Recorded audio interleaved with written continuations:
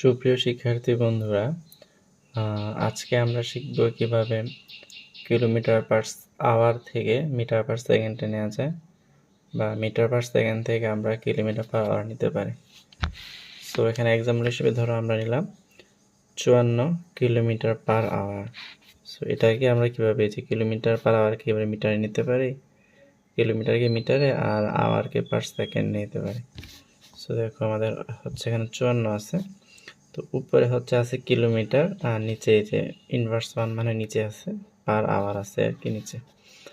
So 54।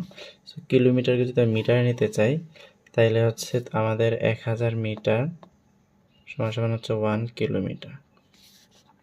So কিলোমিটারকে যদি মিটারে নিতে চাই তাহলে কি 1000 দিয়ে গুণ করা লাগবে। সো 1000, সো আমাদের কিলোমিটারটা মিটার হয়ে গেল। আর আমাদের নিচে হচ্ছে আওয়ার আছে, তো আমরা জানি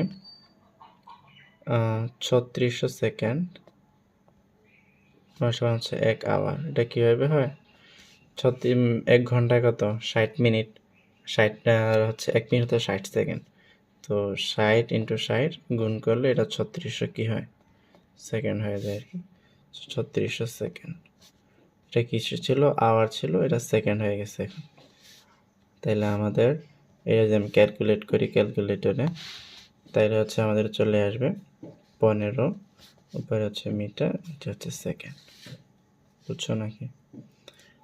54 কিলোমিটার পার আওয়ার, এটাকে যদি আমরা হচ্ছে মিটার পার সেকেন্ড নিতে চাই, সো আমাদের আমরা ইন্ডিভিজুয়াল নিতে হবে আর কি। আগে কিলোমিটারকে মিটার নিতে হবে, আওয়ারকে নিতে হবে সেকেন্ডে।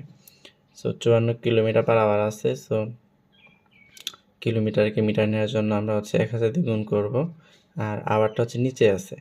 সো নিচে এটা আওয়ারকে সেকেন্ডে নেওয়ার জন্য হচ্ছে আমরা 3600 দিয়ে গুণ করব, কারণ জানি আমরা যে 1 ঘন্টা হচ্ছে 60 সেকেন্ড, যে 1 ঘন্টা হচ্ছে 1 ঘন্টা হচ্ছে 60 মিনিট, 60 মিনিট। আবার প্রতি মিনিট হচ্ছে 1 মিনিট হচ্ছে 60 সেকেন্ড।